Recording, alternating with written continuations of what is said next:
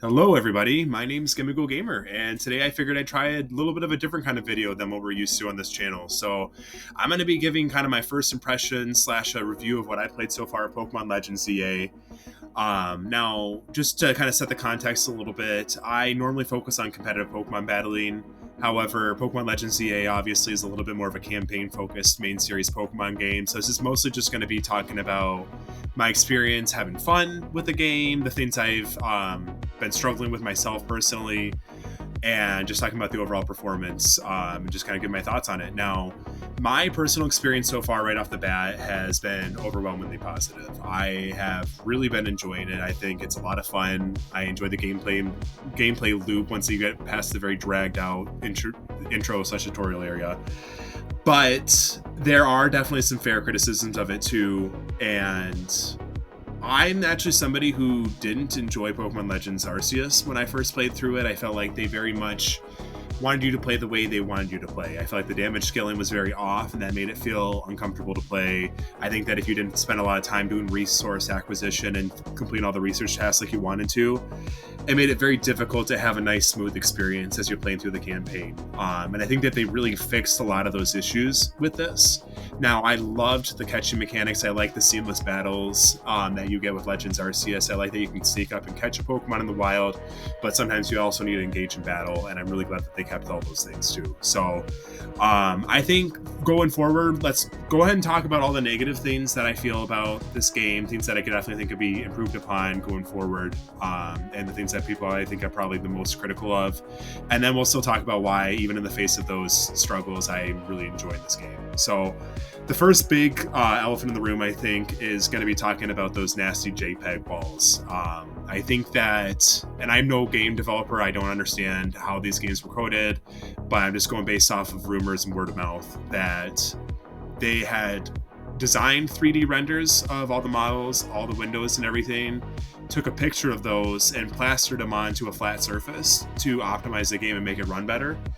I've also heard people talking about how the entire map, the entire city is just one big model that's always being active and run the whole entire time, rather than just having a basic render distance around where your character is, so that you're not having to load in too many assets at once. So probably part of the decision that went into developing it that way with those flat models on the walls was just to try to optimize and have better performance. Personally, I would have liked to see the latter, where you have just your render distance be fully loaded in with those smoother models. And there are other parts of the game too that I won't talk about because I don't want to spoil it, but definitely like a lot of the indoor areas and stuff too especially have a lot more 3D models. And it looks a lot smoother because of that. And I wish if the whole game looked like that, people would not be complaining about this being a really ugly game, just not up to modern standards. Even with that said, I would still say this is probably the best looking 3D Pokemon game. And the other thing is that throughout most of the gameplay loops, running around, catching Pokemon in the wild zone, or going in battling in the ZA Royale, you don't really notice the kind of nasty graphics.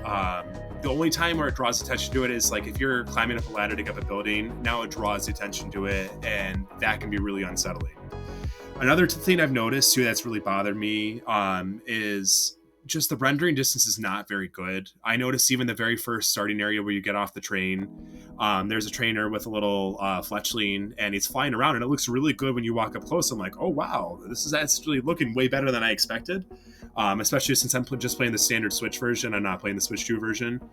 But then literally if you walk to the end of the train station, turn around, it starts glitchy now, and the resolution on the model for the fletchling just gets so slow, and it's just really hard to look at, and you barely walk very far from where it is at all in the model. And I was like, ooh, that does look a little bit rough.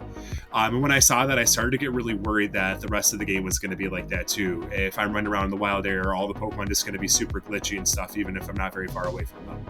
Now, after that very first area, I really haven't noticed it much with the Pokemon models. It really hasn't bothered me. I know when I've seen still frames of other people pointing out things in the videos and the pop-in of the NPCs and other Pokemon models and stuff out in the world, are pretty drastic. Those are so far away, and my focus is so much more on what I can see in the nearby surrounding areas where my players running and stuff like that, that it really, none of those pop-in and rendering issues that bothered me too much once I actually got into the main city. It was just that really first intro area that really kind of stood out to me and stuff, where you're kind of restricted in your movement still. Outside of that, there have been some really cool things. I do like that rather than having to bring back a whole HM system too, they gave you access to the TM for Rock Smash too, just to kind of show how you can interact with your environment a little bit. But you're not restricted to just using Rock Smash like you might have been in the older games. I know that they had switched Rock Smash to just be a TM, but you still needed it to break through to get through certain areas, get access to certain areas in the caves and whatnot. I think even X and Y originally had done that in the 3DS, where it was just a regular TM that you could replace with another move, but also was necessary to break through those rocks too. But here, there's all sorts of different moves. I was using Bullet Punch to smash those same rocks that Rock Smash would work. I could use Aura Sphere. I could use Flash Cannon. There's just a lot of variability, and I think that makes the world actually a lot more immersive. So that's been really positive. However, there's just very limited variability in the kinds of things you're interacting with in the environment. The models look kind of nasty for those kind of interactable pieces in the world. It just kind of feels like few and far between. It just feels very random. They kind of stick out like a Thor thumb. Most of the things too is just those mega crystals, those mega shards that are popping up everywhere. It's just so repetitive going and breaking the same thing over and over and over again. I had actually just played through Pokemon Legends Arceus right before this game came out to kind of get a feel for it and make those comparisons. And the reason why Legends Arceus doesn't bother me quite so much is when you're going and breaking them up, even the Temple Stones or whatever they're called to craft the different kinds of Pokeballs. There's different colors of them. You kind of have to traverse the terrain a little bit better with the ride Pokemon. It just feels like there's a lot more variability. You're interacting with the environment. As with here, it's just like the same thing over and over and over again. And I think if we had more variability in how we interact with the environment, if it was more spread throughout and kind of blended better with the rest of the world, I would enjoy it a lot better. But it just kind of feels really boring and monotonous just to kind of go through and break the same thing over and over again. The other thing too that I'm noticing is, even though I really like the different wild areas, and if you haven't gotten to this point yet, you basically unlock more wild areas, so don't worry and feel like, man, there's like barely anything here to go and catch Pokemon. You get access to more wild areas as the game progresses.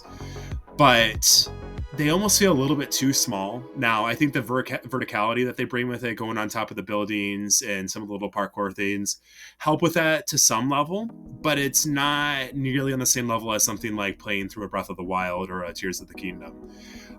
Here, it just feels a little bit forced. It feels a little bit restrictive, and it doesn't make it as immersive and stuff when you're trying to go running around catching the Pokemon. A lot of times where you get a little bit of the dynamics with catching the Pokemon is if you want to run away, it's just me running around the corner of a big building and hiding behind the wall while it doesn't notice me anymore, or something like that. And there's just not as much movement. And on that note too, I think because of the restricted space that they have, those Pokemon just don't feel as immersive too with their models. I felt like there was a little bit more immersiveness, both in Pokemon Scarlet and Violet and in Legends Arceus, with the Pokemon in their environment, the kinds of behaviors, the way that they ran around in the wilderness and stuff like that. It really kind of represents those Pokedex entries, and just kind of the overall world building of Pokemon as a series.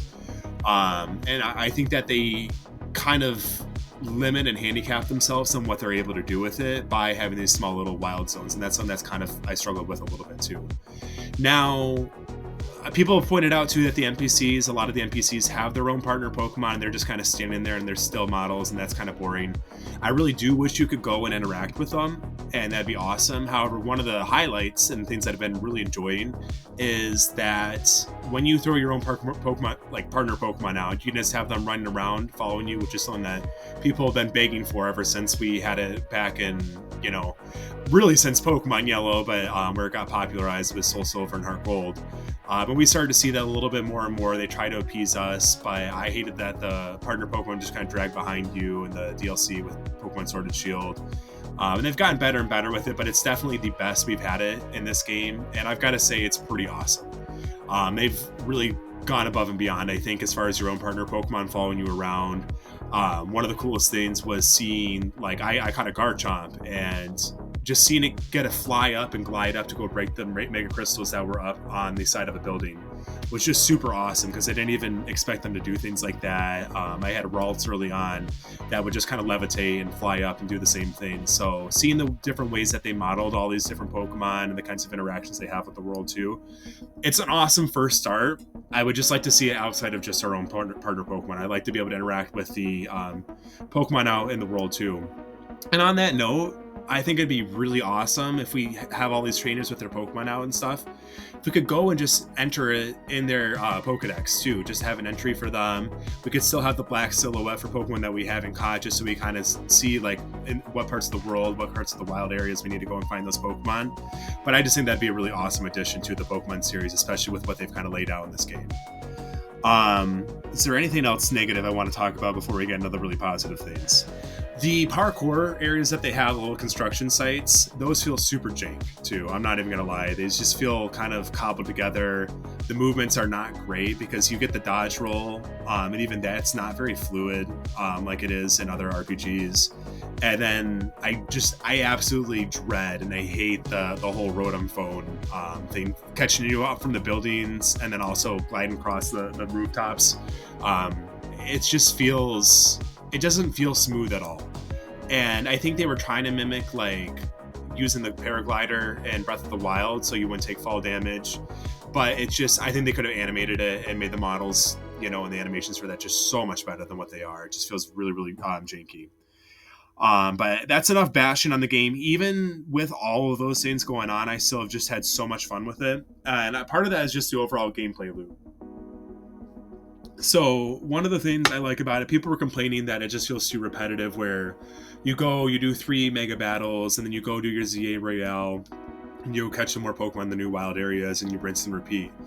But I really haven't been doing that. Right from that first point where they let you, they set you free and you can go explore the world, I've been running all over the rooftops and finding new Pokemon and interesting items and just kind of doing things at the pace that I want to do them at. Even when I unlock the new Mega Evolutions that I can go battle over the Rogue Mega Evolutions, sometimes I might just go participate in the ZA Royale and go battle some trainers because I feel like it. And I think that if you break free and do your own thing, there's a lot of fun to be had with it. It's just the overall gameplay loop, even with the smaller wild zone areas too, of running around and catching a bunch of Pokemon and completing the research tasks, has just felt so much fun to me. And on that note, the research tasks, I really like the new system that they have. That's one of the things I still don't like about Legends Arceus, is just some of the individual research tasks for every single Pokemon got really, really boring, really, really frustrating to have to complete. And I was really worried we're going to have that same system here. So for them to make a lot of these things generalized, there's a research task just for sitting on your bench with your Pokemon a few times, or going and having a cafe with them. And just all the non-specific catch, 50 grass type Pokemon type of thing. That has been awesome, and that's been really fun. And because there's so many different little rewards just by going out in the world and playing the game, it's just so satisfying to seeing your research level popping up. I really like that they brought back the traditional TM system where they don't pop TMs and they just make them really widely accessible. I've gotten some really cool TMs just from going and exploring the worlds, but then you also get some really awesome reward progressions too.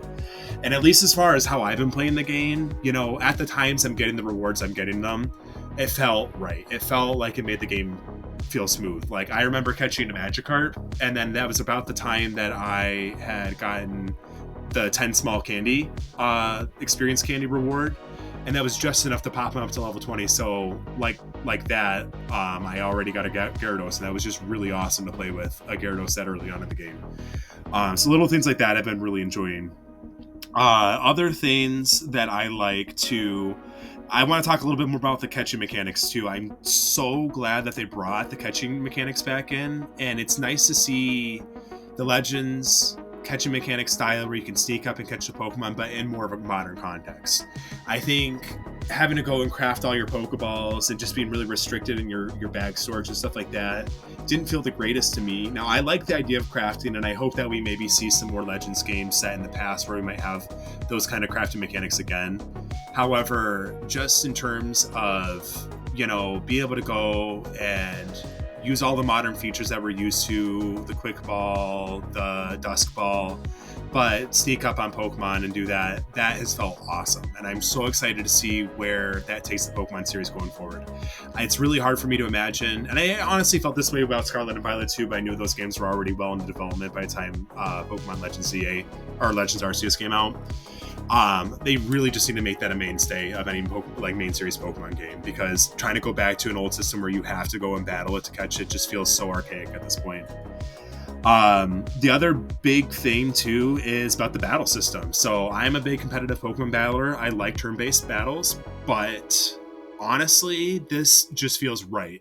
And especially now that we have Pokemon Champions right around the corner, and we have a dedicated platform to be able to play our competitive Pokemon battling on, or traditional turn-based battling that's so balanced. Well, I wouldn't say balanced, but at least what we're used to. Now we can be a little bit more experimental, and I finally see what people were saying. I really, really like this live, not turn-based style of battling. I played through, Final Fantasy VII for the first time just a couple years ago, and I absolutely adored that game. I really like a lot of turn-based RPGs, but kind of just integrating that into the Pokemon scene, be able to switch to your Pokemon seamlessly and just kind of throw all these moves at them and stuff. It's just felt so much more immersive, and it really brings the game to life. So that has been something that's been a huge highlight for me. Is there anything else I want to talk about? I think those are the big ones. So let me know what you guys have been enjoying about the game. Let me know if there's any major things that stand out to you that I didn't cover in this, and just let me know overall. Have you been overall positive with it? Has it been really negative for you? Are you not enjoying it so far? Are you just kind of somewhere in the middle, like certain aspects of the game, but other things just really stick out and kind of drag the overall experience down? I'd love to hear what you have to say about it. So other than that, I think we're going to wrap it up for this video. I'm looking forward to doing some more guide videos, so be on the lookout for that. And I will see you guys in the next video. This is Gamer out.